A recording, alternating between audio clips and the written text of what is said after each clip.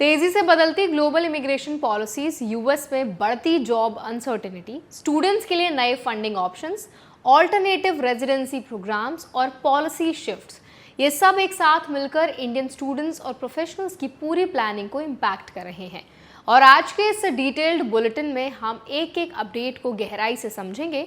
सिर्फ हेडलाइंस नहीं, बल्कि हर अपडेट के पीछे एक्चुअल रूल्स क्या कहते हैं, ग्राउंड लेवल पर क्या हो रहा है और इंडियंस के लिए इसका प्रैक्टिकल मतलब क्या निकलता है। ये सब स्टेप बाय स्टेप कवर करेंगे ताकि आपको क्लियर डायरेक्शन मिल सके।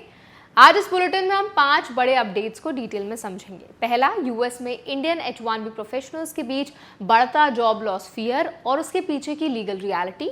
दूसरा, स्टूडेंट्स के लिए नेशनल ओवरसीज स्कॉलरशिप्स की पूरी वर्किंग और एलिजिबिलिटी रूल्स।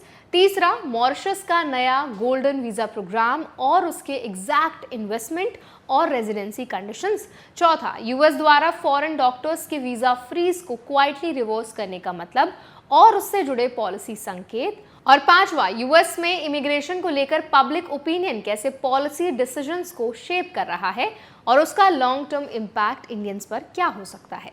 तो चलिए फिर जल्दी से वीडियो को शुरू करते हैं। हाय, मेरा नाम है वर्षा दुबे और आप मुझे देख रहे हैं एनबीटी टेक एड पर। पहला अपडेट यूएस में काम कर रहे इंडियन H1B प्रोफेशनल्स की ग्राउंड सिचुएशन से जुड़ा है, जो इस समय काफी सेंसिटिव फेज में है। रिपोर्ट के मुताबिक कई इंडियन प्रोफेशनल्स इस वक्त जॉब लॉस के डर के साथ जी रहे हैं।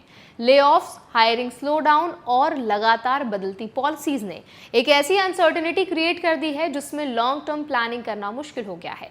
कुछ प्रोफेशनल्स ने ओपनली कहा है कि अब वो बस यूएस में अपने बचे हुए दिनों की गिनती कर रहे हैं, क्योंकि उन्हें ये क्लियर नहीं है कि उनकी जॉब और वीज़ा स्टेटस कब तक स्टेबल रहेगा। इस सिचुएशन के पीछे सबसे बड़ा फैक्टर है यूएस वीज़ा सिस्टम का एम्प्लॉय डिपेंडेंट होना। इसका मतलब यह है कि आपका लीगल स्टे सीधे आपकी जॉब से जुड़ा होता है। अगर किसी कारण से जॉब चली जाती है तो आपके पास लिमिटेड ग्रेस पीरियड होता है, जिसमें आपको नई जॉब ढूंढनी होती है या अपना वीज़ा स्टेटस चेंज करना होता है। रूल्स टेक्निकली ये फ्लेक्सिबिलिटी देते हैं, लेकिन प्रैक्टिकल चैलेंज ये है कि करंट जॉब मार्केट में हायरिंग स्लो है और कंपनीज कॉस्ट कटिंग कर रही हैं, जिससे उस लिमिटेड टाइम में नई जॉब मिलना बहुत मुश्किल हो जाता है। इसके अलावा पॉलिसी लेवल पर भी चेंजेस देखने को मिल रहे हैं। वीज़ा प्रोसेसिंग में डिलेज बढ़ गए हैं, बैकग्राउंड चेक्स और स्क्रूटनी ज़्यादा स्ट्रिक्ट हो गई है और एम्प्लॉयर्स के लिए कंप्लायंस कॉस्ट भी बढ़ी है। इसका इम्पैक्ट ये हो रहा है कि कई कंपनीज इंटरनेशनल हायरिंग को लेकर कॉशियस हो गई हैं। दूसरी तरफ एम्प्लॉयज़ के लिए ट्रैवल रिस्क भी बढ़ गया है। कई प्रोफेशनल्स ये अवॉइड कर रहे हैं कि वो यूएस से बाहर जाएं, क्योंकि अगर वीज़ा स्टैंपिंग में डिले हो जाता है तो उनका वापस लौटना अनसर्टेन हो सकता है। इस वजह से कई लोग सालों तक इंडिया नहीं आ पा रहे, जिससे पर्सनल लाइफ पर भी असर पड़ रहा है। इस पूरे सिनेरियो में इंडियन प्रोफेशनल्स के लिए सबसे ज़रूरी चीज़ है अपने लीगल स्टेटस को पूरी तरह कंप्लाइंट रखना। हर डॉक्यूमेंट अपडेटेड होना चाहिए, एम्प्लॉय चेंज प्रॉपरली फाइल होना चाहिए और डेडलाइंस को मिस नहीं करना चाहिए, क्योंकि यूएस सिस्टम में छोटी सी लैप्स भी फ्यूचर वीज़ा एप्लीकेशन या स्टे को इम्पैक्ट कर सकती है। अब चलते हैं दूसरे अपडेट पर। दूसरा अपडेट उन स्टूडेंट्स के लिए बहुत इंपॉर्टेंट है जो फॉरेन एजुकेशन का प्लान कर रहे हैं। नेशनल ओवरसीज स्कॉलरशिप एक ऐसी स्कीम है जिसका उद्देश्य इकोनॉमिकली वीकर सेक्शन के स्टूडेंट्स को विदेश में पढ़ाई के लिए फाइनेंशियल सपोर्ट देना है। इस स्कीम के तहत सिलेक्टेड स्टूडेंट्स की ट्यूशन फीस कवर की जाती है, साथ ही उन्हें मेंटेनेंस अलाउंस दिया जाता है ताकि वो अपनी लिविंग एक्सपेंसेस मैनेज कर सकें। कुछ केसेस में ट्रैवल एक्सपेंसेस भी कवर किए जाते हैं, जिससे ओवरऑल फाइनेंशियल बर्डन कम हो जाता है। लेकिन यहाँ सबसे ज़रूरी बात यह है कि ये स्कॉलरशिप सभी स्टूडेंट्स के लिए अवेलेबल नहीं है। इसमें स्पेसिफिक कैटेगरीज के कैंडिडेट्स को टारगेट किया जाता है और इनकम क्राइटेरिया भी अप्लाई होता है। इसके अलावा स्टूडेंट्स को किसी रिकॉग्नाइज्ड फॉरेन यूनिवर्सिटी में एडमिशन लेना ज़रूरी होता है और कोर्स भी अप्रूव्ड फील्ड में होना चाहिए। रूल्स के अनुसार स्कॉलरशिप मिलने के बाद भी स्टूडेंट की जिम्मेदारी खत्म नहीं होती, उसे अपनी एकेडमिक परफॉर्मेंस मेंटेन करनी होती है और स्कीम भी सभी कंडीशंस को फॉलो करना होता है। अगर किसी भी कंडीशन का वायलेशन होता है तो स्कॉलरशिप कैंसिल हो सकती है।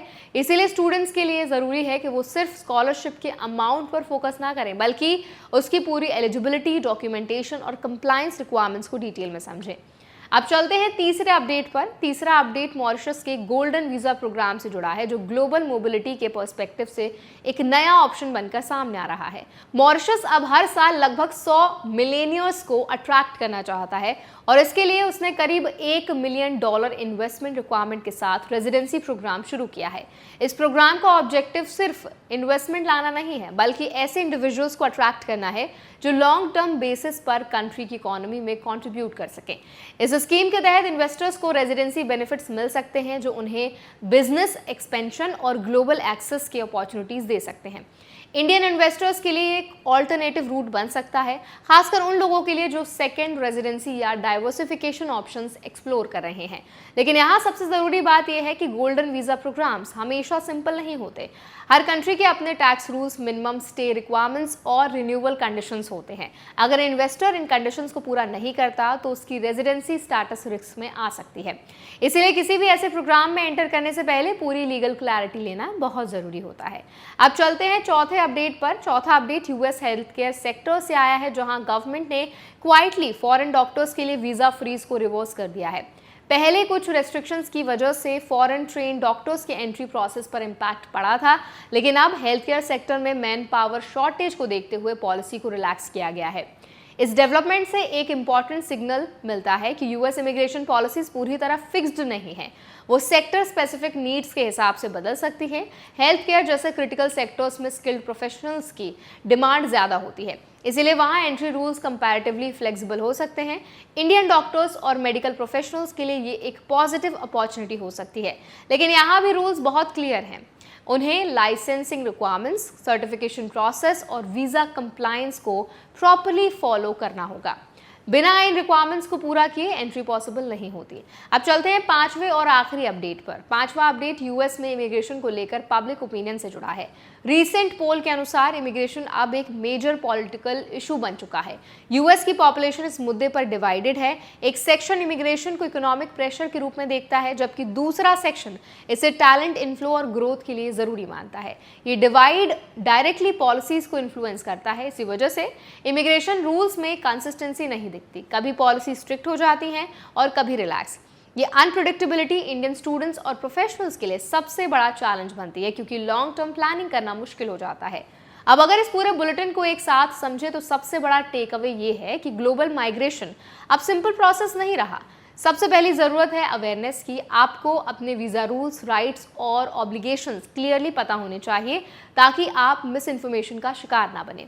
दूसरी चीज़ है स्ट्रिक्ट कंप्लायंस। डॉक्यूमेंटेशन, डेडलाइंस और लीगल रिक्वायरमेंट्स को हल्के में लेना फ्यूचर रिस्क क्रिएट कर सकता है। तीसरी चीज़ है बैकअप प्लानिंग। सिर्फ एक कंट्री या वीज़ा रूट पर डिपेंड रहना अब सेफ स्ट्रैटेजी नहीं है।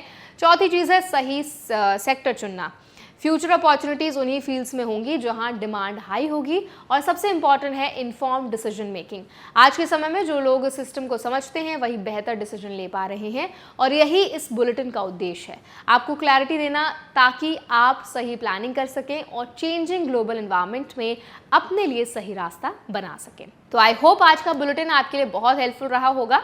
अगर ये बुलेटिन आपको पसंद आया हो तो उसको लाइक करें, शेयर करें। ऐसे और बुलेटिन्स के लिए, वीडियोस के लिए, अपडेट्स के लिए हमारे चैनल NBD Tech Ed को भी जरूर सब्सक्राइब करें।